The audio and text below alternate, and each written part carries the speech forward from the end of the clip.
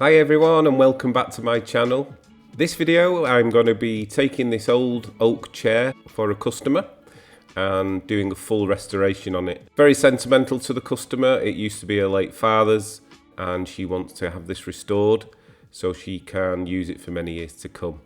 It's a beautiful chair, very simple. It was actually made by a company called G.H.&S Keen in 1943, and this company has actually got the Royal Warrant and did so in 1929.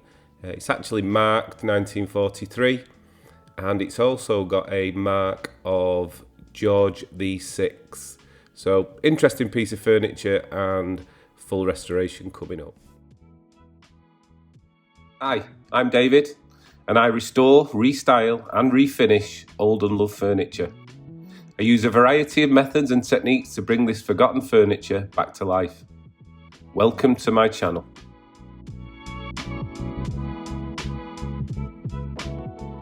The arms needed removing from the chair just so it was easy to work on, really. And the way to do this is to remove the existing wooden plugs that are hiding the screws which affix the arms to the chair. Just drill those out as carefully as you can. Access the screws and the screws should just come out. This chair had multiple screws on it, so just repeated the process until the arm was loose.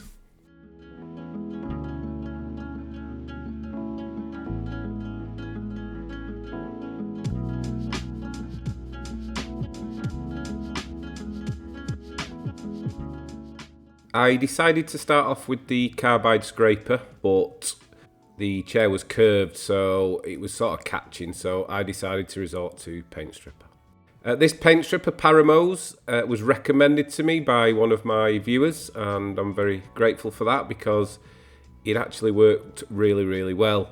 Like I've said to you in previous videos, I don't have a lot of success with paint strippers, but this was great. Brush it on, wait 15 minutes, and then it comes straight off. Just remove the residual with the scraper, and anything left with some wire wool.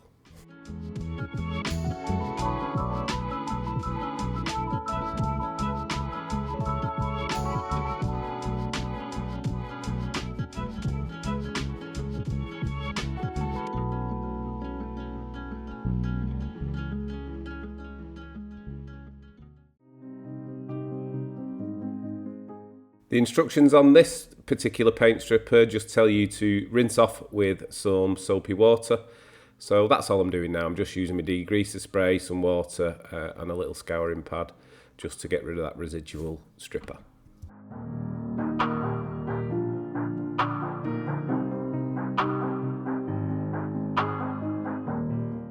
This chair had a number of issues, mainly with the frame. The joints were pulled and the glue had dried out, so they were loose.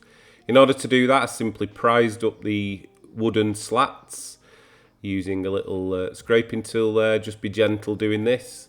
Get all those slats off, and then it's time just to remove the nails. Good tip for this is have a little hole in your workbench and just simply line up the nail, turn it over and knock the nail through into the hole. Once you've done that, just simply turn it over and pull it out with some pliers.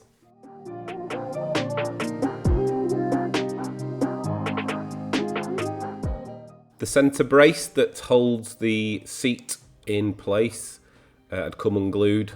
It was just the glue dried out, so clean the joints, re-glue them and simply refit the centre brace, clamp it up and leave it to dry. As I previously mentioned, the joints were the main problem, but they were simply spread apart, re-glued, and then just clamped together, making sure to wipe off all the excess glue before it's dried. I'd just like to take this opportunity to say a massive thank you to everybody that supported the channel so far. I've been really humbled by the amount of donations through Buy Me a Coffee, the video super thanks button and my Amazon wish list, and all the comments and good wishes. They've been great and I really do appreciate it. So thanks for your support and please keep watching.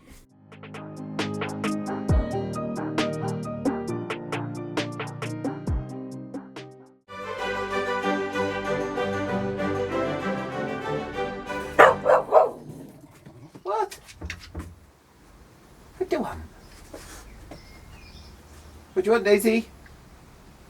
What do you want, Daisy?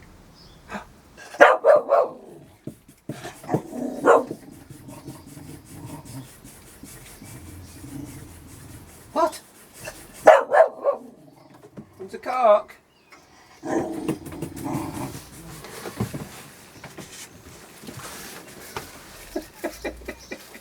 What have you got? What have you got? Bring one out then. Oh, let's have a look.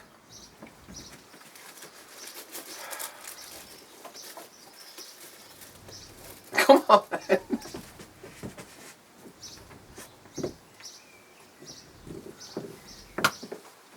That's enough. Come on, out.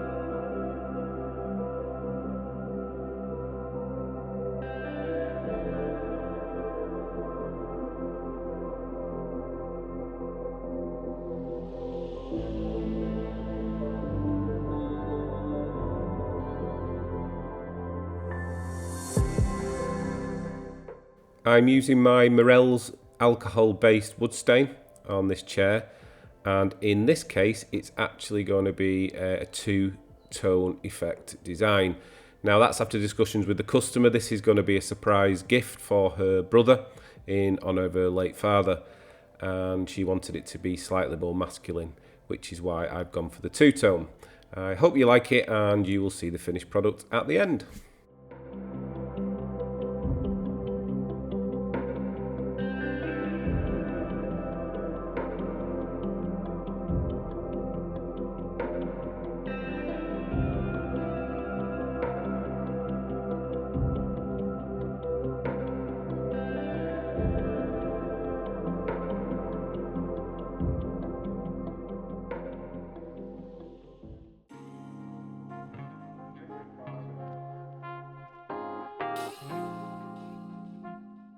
Once the stain was fully dry, which doesn't take long with this alcohol-based stain, it was just simply time to put it back together, and that was just a case of reattaching the seat plate, gluing certain areas of it in place and tacking it down, ensuring it was level, and then reinstalling the arms, and that was it, job done.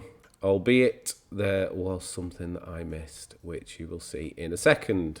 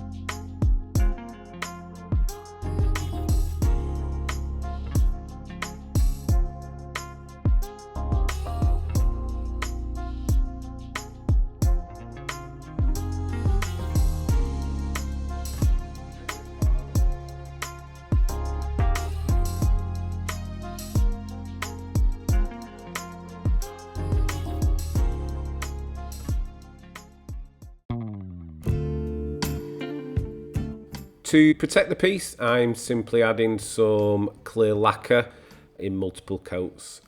Just thin coats, and I think this had 4 coats in total.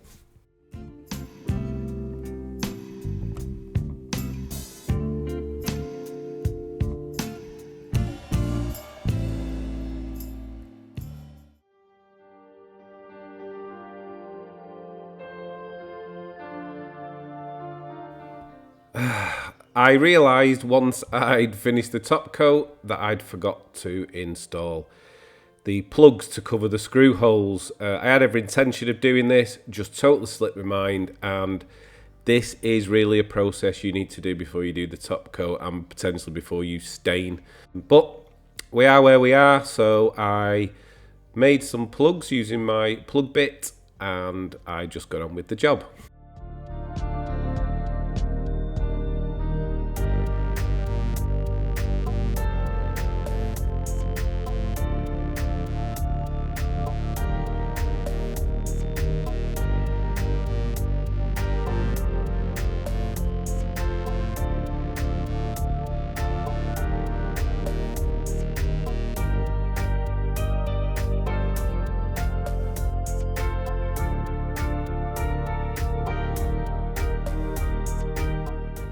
The remaining hole you can see there is from a previous repair.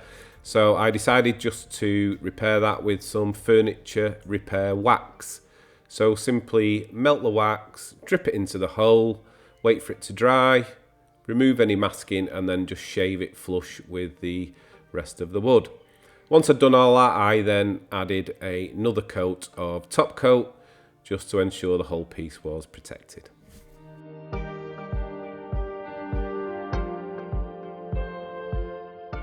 Daisy and I just like to say a huge thanks to everyone that supported this channel so far. Hopefully I'll be adding a lot more content. If you like what you see and you like seeing me and Daisy do these videos, then please consider subscribing, hitting like and sharing these videos. Thank you very much for watching.